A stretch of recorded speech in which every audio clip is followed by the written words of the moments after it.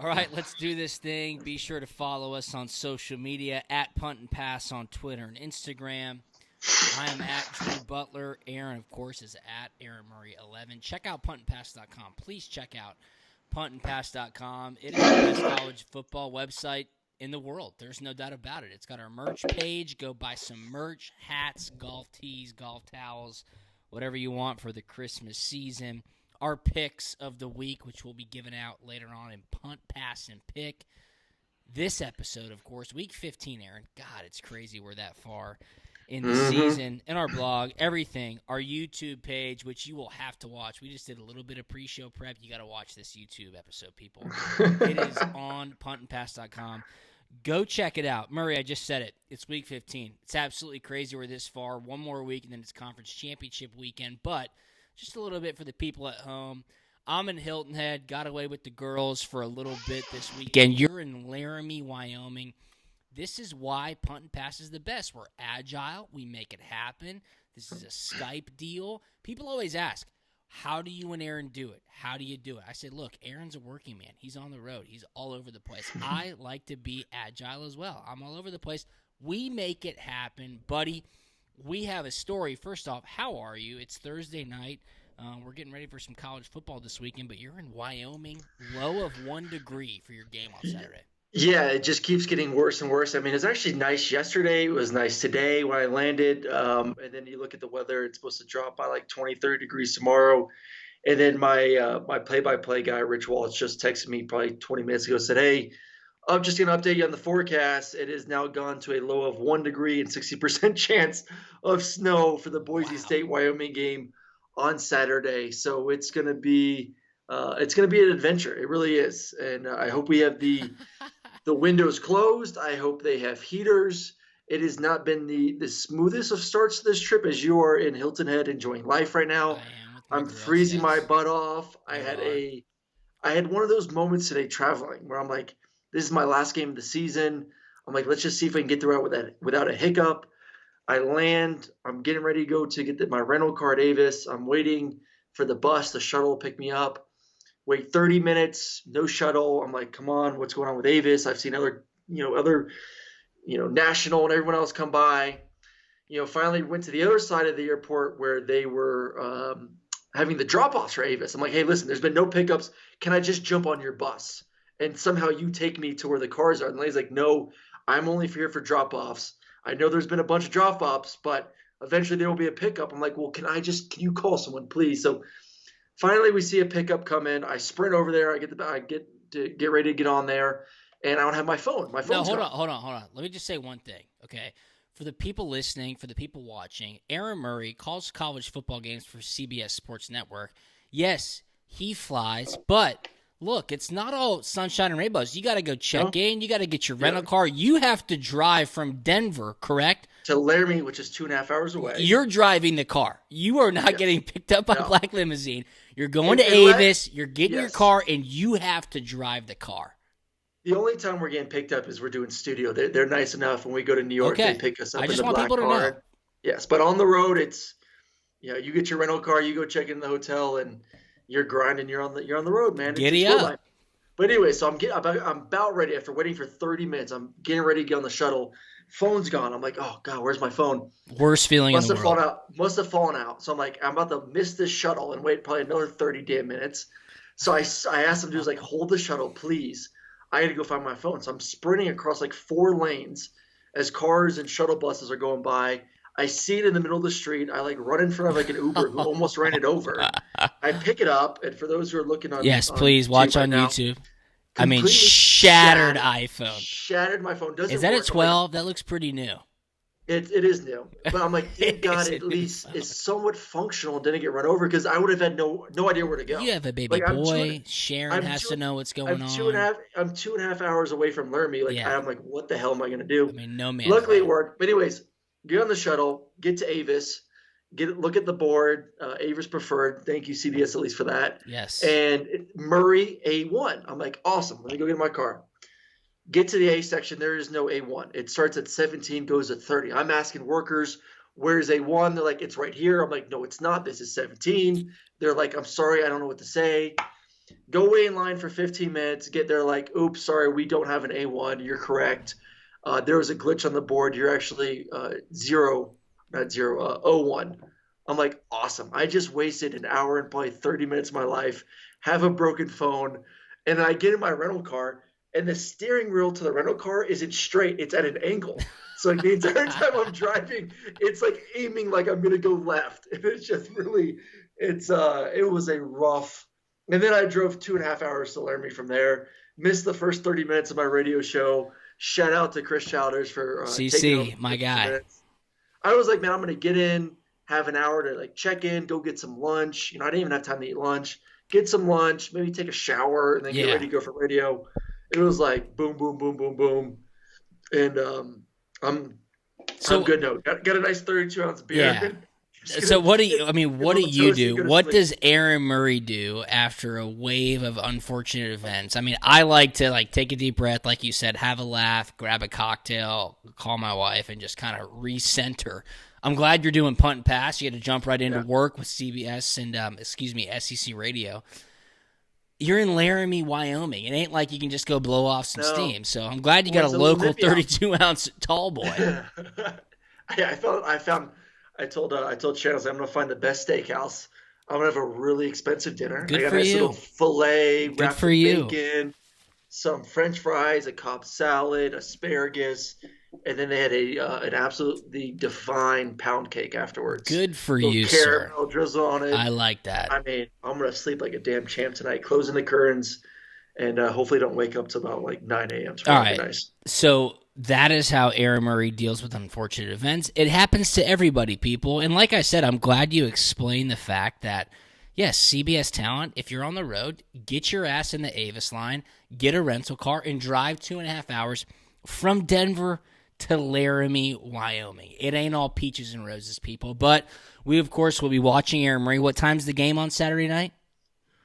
Oh, I think it's 6 o'clock Eastern. Okay. Six or seven, one of the two. We can do that. We can watch that. Boise State, Wyoming baby. versus Boise State. We will be Boise tuned State. in. I'm so fired up. We got punt and pass. It's week 15, like I said. Couple of news headlines, Aaron, before we jump into our picks of the weekend. Where do you want to start? Because two teams I think have been dominating the headlines. Obviously, Ohio State, everything that's been going on. Big Ten changes the rules. Ohio State will play in the Big Ten championship game. They, of course, will be in the college football playoff. But the one that I don't think is getting enough attention is LSU self-imposing the one-year bowl ban. I will throw this to you. Where do you want to start? Ohio State or LSU? Your pick, my friend. I actually want to start, and one of the other reasons why I decided to get the tall boy tonight is RIP to the SEC on CBS. You know, my Oh, boys my goodness. were How did I losing the forget? C- Yes. We're Go losing ahead. the CBS. Tragic, man. I listened to the press conference today at 6 o'clock, and I mean, it wasn't a shocker. I mean, we kind of knew when CBS backed out of the deal and said they weren't going to go forward once this contract was done. You knew that the SEC network was going to take over. So I don't think it was kind of any surprise. I'm just interested to see if they buy out these next 3 years Yes. too. In the press conference, some reporters asked the question, and they kind of just said, we don't know right now. We're just focused on trying to create the plan for 2024 and moving forward. But I just, the more I talk to people at CBS and the more you talk to people at, ESPN and ABC and Disney, the feeling is they want it now. And they're willing to shell out some money here in the next few years. I don't know if they're going to buy all the games, but I think they're going to start taking some of them. I don't think it's going to be 2024 before we see this thing get going. I think it's going to be a little bit sooner rather than later. And, I'm torn. I know that Disney and SEC Network and ESPN are going to do a good job. It's nice to have it all under one umbrella. But you and I both know that 3:30 spot on I know. CBS, Special. it's special, man. Yeah. It's different. Like, when you get the call the week before and say, hey, obviously we knew Georgia, Florida would be 3:30 every year, but hey, you're playing LSU next week, and that game's going to be on 3:30 on CBS. Yeah. You're like, hell yes. Even We with are CBS. yes. And now it's like, you're 3:30 on ABC, like you're sandwiched in between two other games. Like, it's going to be well done, yes. It's not going to be the same.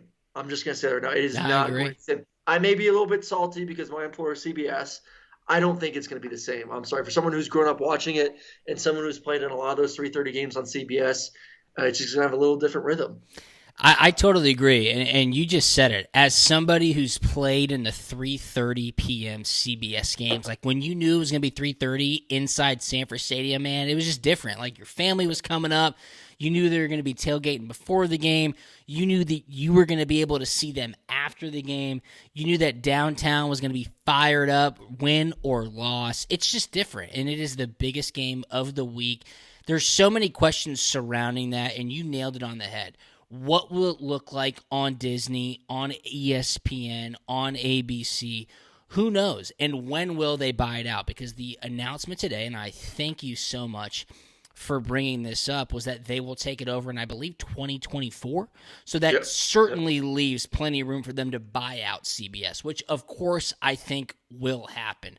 And when Barrett Sallee tweeted this out 7 hours ago now, so midday today, he said the SEC will have a significant announcement related to the conference today at 6 p.m. Eastern Time. I tweeted out, Aaron, what will this announcement be? Wrong answers only. And I got some very creative answers. I started it off and said SEC officiating headquarters is being moved to Tuscaloosa, Alabama. Of course, everybody knows it's already there. John Kincaid, who's now moving to Philadelphia to host the John Kincaid Show, 6 to 10 a.m., said a 1.3 GPA will no longer have you listed on the Dean's List. I said, look, man, take it easy. I have a couple of those Dean's List trophies. But, hey, a lot of people are sitting there going, what is the big deal? Really funny replies. Go to Twitter, at Punt and Pass, at Drew Butler. But the news was, go ahead. The news was is that it's heading to ESPN in 2024, and it will be sooner than that for sure. Yeah, definitely. I honestly thought it was going to be something related to basketball. Obviously, we've seen the struggles of basketball. You saw Duke, Krzyzewski come out with his comments today about not wanting to play out of conference games anymore for the rest of the season. And it's just been absolutely nightmare for this basketball season. How do you do it? Absolute nightmare. I thought he was going to come on and say, hey, listen, we're going to postpone it for a month and try to figure this thing out. That's what I thought the news was going to be. And then obviously get this TV rights discussion going forward. Well, I'm glad we're going to have some TV in the future. Basketball, of course, will figure it out. You just ebb and flow, like we've said this entire time on Punt and Pass, so we'll continue to watch that. Let's talk about LSU for a second. Okay, we'll get into Ohio State in a bit, but I think everybody knows what's going on with that. LSU with the one-year bowl ban. I just cannot get my head around it because this reason, Aaron. Last year, LSU was one of the best college football teams we've ever seen. Buddy, they're 3-5. They are awful. They're self-imposing bowl sanctions, and it's like, what the hell is going on in Baton Rouge? I'm sure you talked about it on your SEC show today, but I'm thinking this should be getting much more press than it is, and I don't know why it isn't. Why is that, Aaron? I don't know. Maybe because of the fact that they've literally had one of the biggest drops I've seen in my lifetime from a team that was one of the most special seasons I've ever seen, the best quarterback performance I've ever seen. And then you go, like you said, a 3-5 football team right now that looks absolutely trash at the moment. Crazy. So maybe that's why people are just like, hey, man, they're already struggling enough. Maybe we'll just give them we won't talk about this bowl ban. Honestly, they probably don't even want to play in the damn bowl game. They probably just want the season to end, fire their DC, figure out what the hell's going on defensively, find a new quarterback, and then hopefully get things going again in 2021. Because, I mean, literally this team went from top of the mound to they got to start from the very, very bottom to get going again. It is disgusting how bad they've gotten this season. Dude, it's so bad. And let's just go over some of the things that's happened since they won the national championship. Yes, they're 3-5 right now. There's been allegations of sexual misconduct among the team and former players. There's been confirmed reports of former players assaulting a woman. There has been now confirmed, obviously, reports of Odell Beckham paying players, lack of institutional control. I mean, it's a joke, and I tweeted it out at Drew Butler on Twitter. When it happened, after the national championship game last year, LSU came out. It's on the usatoday.com and said, LSU says OBJ handed out fake money to the players. I mean, what an absolutely awful PR situation for this college football team. Coach O's in a really bad situation. Bo Pelini's going to get fired. But, Aaron, like you said, these guys were one of the best teams ever a year ago. Again, I cannot wrap my head around why they've lost everyone. They lost everyone. I mean, they from the personnel to OC, DC. This should be the biggest news in college sports right now. This should be the biggest news story in college sports right now. I really do think that. Yeah, I just think there's so much other stuff going on around the world right now. I'm telling you, people could care less about LSU at the moment. I mean, you're that's so kind of right. my feeling. If they were 8-0, would it be the biggest news story? Yes, it would be, because I mean, if it's going to talking about this team affecting possibly playing in an SEC championship game, playing in a playoffs or a significant bowl game, yes. But a team that's 3-5, that's going to go to, even if they get to go to a bowl game, because we're seeing more bowl games are getting canceled, there may not be a spot for LSU. Yep. So I'm like, maybe like this is our year, just to get rid of this band, move on from it. We suck anyways. And like I said, hopefully we can figure things out for 2021. I mean, they got to get rid of their DC. They got to get rid of. I know, it's so bad. It has been. Dude's making $3 million.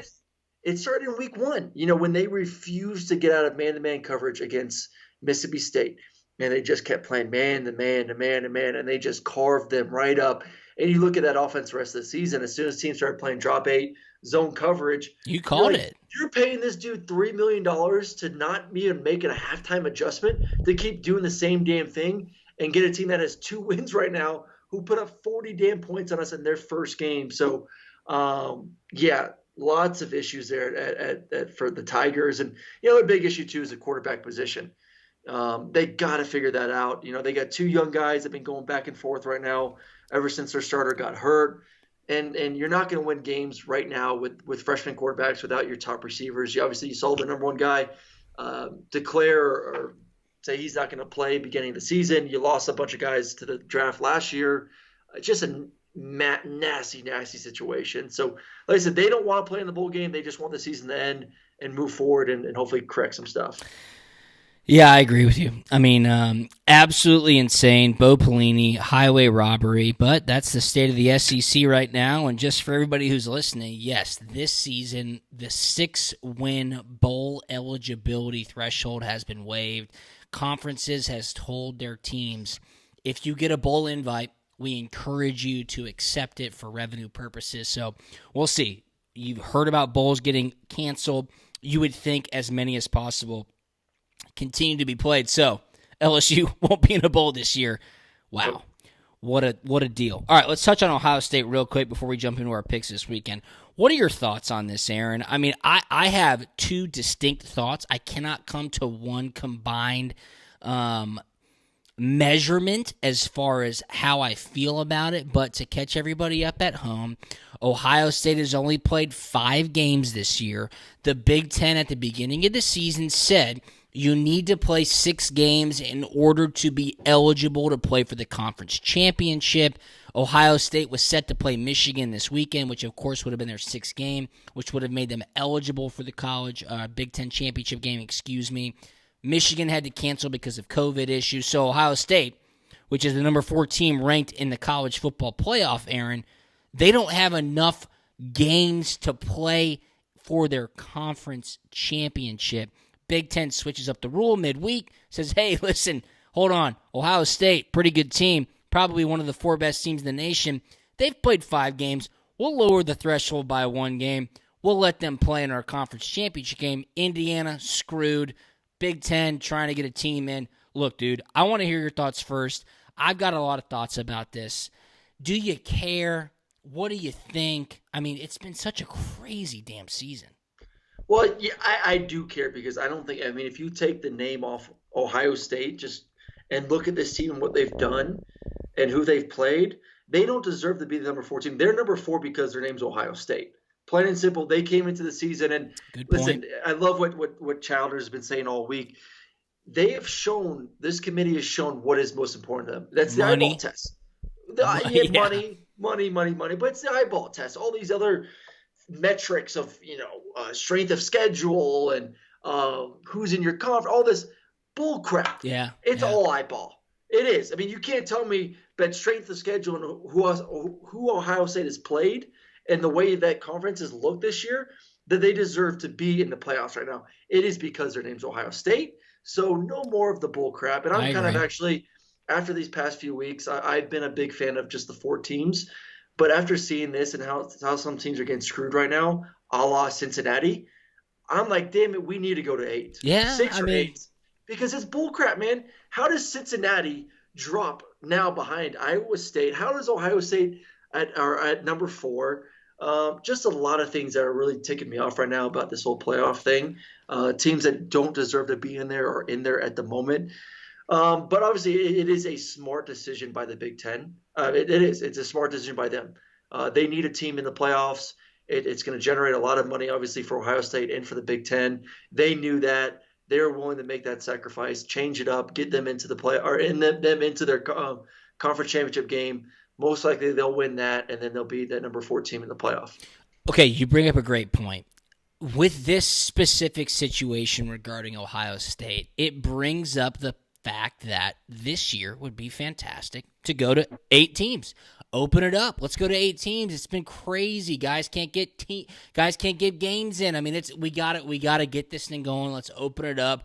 I retweeted an amazing bracket that would have showed how it could have worked. But here's the funniest thing to me, and I'm speaking as a Georgia alumni and as a Georgia fan.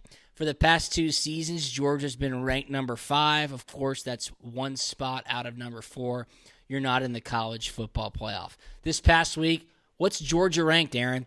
Number 9. So if it went to an 8-team playoff, Georgia's still 1 team out. I mean, of course. I still would think if this was the year to go 8 and things were the way it is right now, I would have loved to see Coastal Carolina get in there. Oh, I mean, they would have to be in, right? Like if you go 8, yes. you have to let teams like Cincinnati and Coastal Carolina in, and if USC finishes undefeated, throw them in as well. I mean, that's what you would have to do to make 8 work. Of course, it's not going to work because they do not want to admit that they were wrong. And I get that. But here is my issue, okay? There is nobody to blame for this situation but Kevin Warren, the Big Ten commissioner. He gave horrible leadership all throughout the offseason. He delayed. They were one of the later conferences to start. They made the craziest ass rules you could ever imagine as to how a team like Ohio State could get 6 games in, which of course they're not. Now they've had to revisit. So here's my thought, okay? I blame Kevin Warren for the craziness. I blame Kevin Warren for the insane rules. But as a former student athlete, like, yes, I'm happy Ohio State gets the chance to play in the Big Ten championship. They've already beaten Indiana. They are a top 7 team. They're one of the best teams in the nation. There's no doubt about that. If I was on Indiana, I would be so pissed right now. I'd be so 100%. pissed off. So, like, that's where the juxtaposition is. I'm like, hey, outside of football, as a podcast host, I'm like, yes, Ohio State should play. If I was on Indiana, I'm sitting there going, this sucks. This is bullshit. I'm so pissed off. NCAA, Big Ten, Kevin Warren. And then as me at New Year's Eve watching Ohio State versus Alabama, I'm like, hell yeah, give me this awesome football game. So I don't know who's to blame. Is it the right question? Is it the right answer? Aaron, I guess we're just all going to find out. I just hope they keep Ohio State at number 4. Do not let them get into 2 or 3.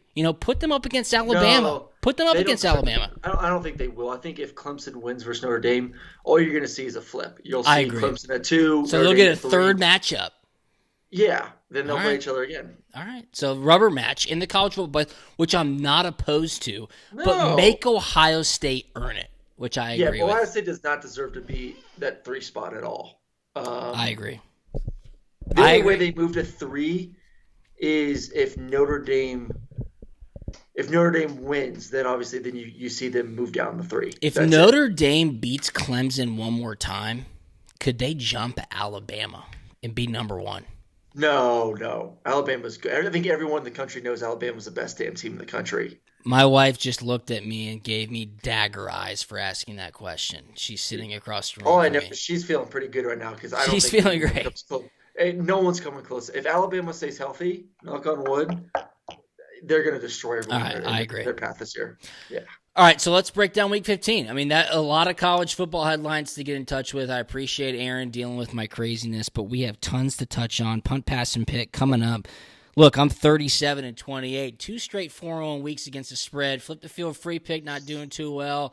Aaron, you are struggling, my man. We need to get you back on top. I gotta get it. Lock of the week. Starts how you finish. I know. You're 31-34. We're going to start with the Georgia game, but I want to go to Prize Picks first because I think the Georgia game against Missouri offers a lot of value on Prize Picks. If you're not signed up for Prize Picks, make sure you do. Go to prizepicks.com, download the Prize Picks app, use the promo code PUNT. You're automatically entered into our Punt and Pass tournament. Gets you 100% match on your first deposit up to $100. And Aaron, you've been talking about Connor Bazelak all season long, Missouri's quarterback. Mizzou is playing hot right now. But look at this. I'll give you a comparison here. JT Daniels, Georgia's quarterback, is projected 21.5 points at Mizzou this weekend. Gonna be cold outside in Columbia, Missouri. 21.5 points. Connor Bazelak on the other side only projected 13.5 points. I would love to know your thought process on these quarterbacks. JT Daniels, 21.5 Prize Picks projection. Connor Bazelak, 13.5. Talk to me, Aaron Murray. Well, the thing is, Connor doesn't throw a lot of touchdowns. That's why. I mean, you look at this Missouri team. As soon as they get inside the 5 or 10 yard line, it's run. I mean, he throws up crazy stats and never any touchdowns. It's just not how their offense is built. Their offense is built mostly to run the football. They got a great running back in Roundtree, and he's a powerful dude. They got a good offensive line. It's hey, we get inside the 10. It's going to just run it. Hopefully we ward you down, and we're going to find a way to get in the end zone. So that's why his number is so low. I love the kid. I think he's a first-round pick eventually. What he did last week in that comeback victory versus Arkansas, that 2-minute drill with 43 seconds. I mean, the legend of Connor Bazelak. To me, this is an interesting game. I may buy his jersey. This is an interesting game because I think this is going to be 2 of the top 3 or 4 quarterbacks next year in the SEC. I mean, people obviously upset Max. I like that. Max leaving, Kyle Trask is leaving. Kellen Mond, for his good and bad, is leaving, but he's one of the top guys in this league. I think these 2 guys are going to be 2 of the top guys in the SEC next year. So we're getting kind of a preview within the SEC East against 2 guys that should make a pretty good name for themselves in 2021. So I'm really interested in this matchup. Obviously, Missouri is now ranked inside the top 25. Yeah, 25th. Yep. They've won what 3 or 4 of their past 5 games. Only lost is to Florida during that stretch. I mean, this team's playing great football. They really are. I love what they're doing. Eli Drinkwitz, to me, is the up for coach of the year. Yeah, I think he is. Okay. I mean, it was Sam Pittman earlier, but it's hard for me to give a coach the coach of the year when you have a losing record and you just lost to Eli Drinkwitz in Missouri. Correct. So I think, to me, I would give it to Eli. Georgia wins this game. I would take the over with JT. I would take the God, he just doesn't throw any touchdowns. I know. It drives me crazy. I mean, what's 13.5? How many yards does he have to throw? That's it's probably over 250, maybe with 1 touchdown and 18 completions, 20 completions. Wait, does the completions count as points? Oh yeah, it's PPR, bro. I mean, you get a point for completion, you get a point per 25 yards. Come on now. I didn't know this. Yeah, I mean, give me the over then. I didn't know the rules on completion. I know receivers with catches get points. There you go. I know quarterbacks with. There's no way a quarterback gets a point for completion. Absolutely. Offensive players. They would have a receptions. Excuse me, a point for receptions for a receiver. Thank you. You are correct. A quarterback could get 20 points just on completion. 1 point for every 25 yards. Passing touchdown, 4 yards. Of course, we are touching on Prize Picks. So are you over? Drew's on his 3rd glass of water. Are you over? Are you over or under 13.5? You said over 21.5 for JT. Over under 13.5 for Connor Bazelak. I'm actually going to go under for JT. I'm changing my mind here. Okay. Under for JT and over for Connor. Okay. You look at Missouri last week; they struggled to stop the run. So I think that for Georgia, it's going to be run once again. That's going to be their bread and butter. And for Missouri, Georgia's one of the best run defenses in the country. I mean, only giving up Yeah. 75 yards per game. I think they're going to have to continue to open up with Bazelak. He's going to have a big-time game if they're going to want to win this one at home. So I think over for Bazelak, under for JT. JT will have a good game. I mean, very similar to what he did for South Carolina. I just think Georgia, once again, if they're able to run the football, they're going to run the damn football. So what do you think about Larry Roundtree, the third, projected at 13.5 points as well on Prize Picks? Quickly, over or under, then we'll dive into the game. I'll say over. He may not have a lot of yards, but I can see him getting a touchdown. I agree with that. Zamir White is projected at 18 points. James Cook at 15 points. If you heard Rowdy Bowling, the lines maker, last week, he said these projections come mostly out of who's going to catch a pass out of the backfield, who's going to take a 70-yard flat to the end zone. Who knows? I'll go under Zamir White on 18. I will go over Jermaine Burton, 12.5. This is a great game for Prize Picks. It's at noon on SEC Network. People, get on to Prize Picks. Head over to prizepicks.com. Download the Prize Picks app. Use the promo code PUNT. You are automatically entered into our tournament. It is the best. You get a 100% deposit match on your first deposit up to $100. All right, Aaron, here's the deal. Number 9, UGA. Heading out to number 20. Heading out to number 25, Missouri. Here we go. Georgia's a 13-point favorite on the road. This game's at 12 p.m. on SEC Network. Total's 54.5, buddy. I've gone back and forth on this game. I've done my research. I'm sitting here going, is this a trap game for Georgia? Like, it's been a tale of two seasons for Georgia, okay? And Kirby had a quote this week which literally almost knocked me out of my chair. And here's what he said. Our offense is so much more dynamic than it was at the beginning of the season. Yet you think, I mean, you have a quarterback now. I mean, JT can throw it around the field. You open up the playbook. Guys have confidence. He listens to the coaches. That is the difference, okay? So here's my thing, Aaron. It's been a tale of two seasons. You've had 2 games with JT, 3 games, 2 games now, right? It's just been 2 games. Mississippi State, South Carolina. I'm sitting here going, had the week off. I don't know. Got to go on the road. Going to be cold. Mizzou's playing with a lot of confidence. I think I want the 13 points. I think Georgia wins. I think it's a very, very good game.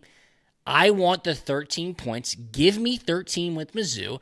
I want to see what JT does on the road with the team against a team with momentum and in the elements. Give me 13 points with Mizzou. I think it's going to be a great game. I do too. I'm with you on this one. Listen, he's looked good in 2 games, but that's 2 teams in Mississippi State and in South Carolina that each had 2 wins. And then we're skeleton crews. Mississippi State barely traveled anyone. Agreed. Yes. And South Carolina was missing their best defensive players who opted out the week before. So you were facing 2 teams that were just not great. It's just not their seasons. Now you're facing a team that's red hot at the moment, playing great football, a team that can score, a team that's going to be at least better defensively than kind of what you faced the past 2 weeks. So, I think he still goes out there and plays a good football game. I just think Missouri keeps us a little bit closer. Noon games are always tough. So I'm guessing it's 11 o'clock there. They're an hour behind us. Oh, yeah. So even an hour earlier, a little cold. Yep. You're going to be a little sleepy. You haven't played in a couple weeks. Missouri is number 25. They're feeling pretty damn good about that. And all I gotta say is I love Connor Bazelak. So yes, you do. Missouri, give me Missouri the points here. I agree with you. I think Georgia wins. I'll lean on the defense there. I think it'll be a great fourth quarter. Again, I think Georgia has the defensive players to be able to make the adjustments in the second half. But just beware. I mean, this is a team playing with a lot of confidence at home. I would assume it's senior day for Mizzou. So we'll see how it goes. I'm fired up to watch this game. I think it'll be a really good game, and it'll be a really good testament as to what Georgia will look like in 2021. Let's head to the ACC. Number 17, North Carolina, heading down to Coral Gables to take on number 10, Miami. Miami's a 3-point favorite. This game's at 3:30 p.m. on ABC. Look, these are the 2 teams that are on the outside looking in the ACC, obviously. Clemson and Notre Dame got the weekend off for the ACC championship game, but I think UNC wins this football game. I mean, Sam Howell, that offense. You took the words right out of my mouth. Yeah, I mean, they win this football game. Here's the thing, though, and this is my lock of the week, Aaron. UNC is an over team. They score points. I think De'Aaron King, Rhett Lashley will figure out to score points as well. The number is huge here, 67.5. I'm going over the 67.5. That's my pick of the week, my flip the field free pick of the week. And UNC, give me the 3 points. I think they win this game outright. I'm with you. I think this is a close football game. I like UNC in this one. I'm with you. I like Sam Howell, even on the road here. Listen, I'm a big fan of De'Aaron King. What he's done this season for Miami has been incredible. But I think they have a chance to win this game. If not, I'd still take them the points. Yeah, I mean, that's very well said. And again, that will be a fantastic game at 3:30. Everybody should certainly tune into that one. Back into the SEC, LSU with all their problems. We talked about it. It's insanity in Baton Rouge. Who the hell knows what's going to happen in this offseason? They got to head down to Gainesville to take on number 6 Florida. It's crazy. Florida's ranked number 6, as good as they've played. Of course, they lost that game to A&M. They should be number 5. They probably could be number 4 if the college football committee would get their heads out of their asses. Florida's a 23-point favorite, Aaron. This game's at 7 p.m. on ESPN. Tell me what you're going to do here, because I might just fade you here. We've been on the same side of the first 2 picks. Florida's a 23-point favorite. I don't know if Kyle Trask is going to see the second half of this game. He might play the first drive in the third quarter and then sit. Yeah, I don't think they want their starters play much. Get them in, get a lead, get rested. The only issue with Florida I have is, I mean, look at their past 3 weeks. They've played like absolute dog crap in the first half. They haven't been able to build a lead, and they couldn't cover versus Tennessee last week. I don't think they covered versus Kentucky the week before. They struggled early versus Vanderbilt. They're just not a team that comes off with that fast start. So hopefully Dan Mullen's preaching to these guys, we got to figure out a way to get off the field, or to stay on the field, score points, get out to a fast start. Because if we do that, if we don't do that versus Alabama, we're going to be shit out of luck pretty much there against the Crimson Tide. So, we'll see if they figure it out. But I'd take LSU. That's a lot of points. This is still an LSU team that has talent. They played A&M well 2 weeks ago. Obviously, they beat Arkansas 3 weeks ago. I'll take LSU mostly for the fact that Florida struggled in the first half. And even when they do get things going in the second half, I do think there's going to be a moment where it's let's get these guys out. We don't want anyone hurt. We want to make sure that we're full steam ahead when it comes to facing Alabama in the SEC championship game. I agree with you. I wanted to go against you because I thought you were going to lay the 23 with Florida, but I'm with you. I'm taking the 23. It's an absolutely gigantic number. Florida has their... That's going to be my lock of the week, too. LSU plus 23 is your lock of the week? Yeah. Wow. The total in this game is right 68.5, just to let you know. What do you think about that? Do you want to change your lock of the week? The total is 68.5. No, don't try to talk me out of this. All right. Sticking, damn it. Okay. Plus 23, LSU, catching the points. Let's go to the Big Ten quickly. Wisconsin at number 16, Iowa. Wisconsin's a 2.5-point road favorite. This game's at 3:30 p.m. on FS1. I like Iowa. I like the way they're playing. I like them inside Kinnick Stadium, especially against a rival like Wisconsin. Why are we agreeing on all the same picks? It's making me very worried. It should make all of our listeners very worried. Wisconsin's look like crap. They haven't been able to score offensively the past couple games. I'm with you. Cold weather at home for Iowa. They've won 5 in a row. Yep. They're feeling the juju. I'm going with Iowa on this one. All right, so we're both on Iowa minus 2.5. I mean, look, if we go 5-0, we're both geniuses.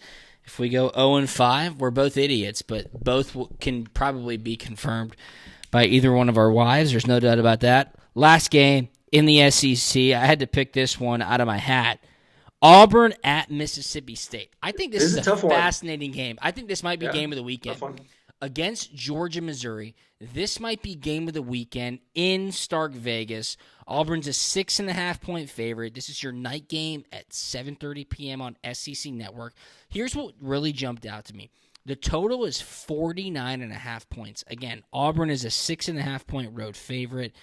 Do they have the discipline on defense to stop what Mike Leach wants to do on offense? I don't know. But again, here's the deal. Gus Malzahn, I said it a week ago, I thought they were going to beat Texas A&M. I thought they were going to be able to put that feather in his cap, leave him here.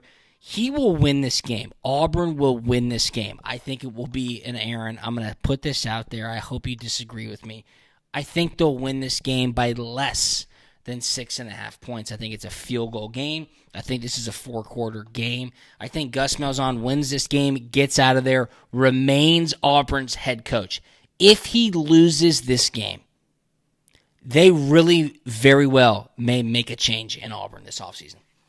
No, I don't think so. I think he's safe. I really do. I don't think it matters win or lose. I think I'm with you.